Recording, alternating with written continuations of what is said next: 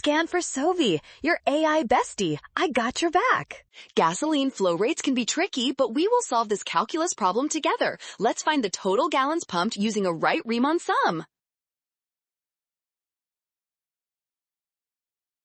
First, interpret the integral as total gallons pumped from 60 to 135 seconds. Calculate the right Riemann sum by multiplying each interval width by the corresponding right-hand rate.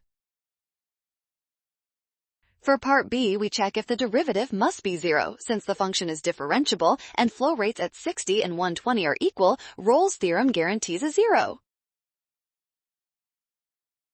Find the average flow rate by integrating g from 0 to 150, then dividing by the total interval of 150 seconds.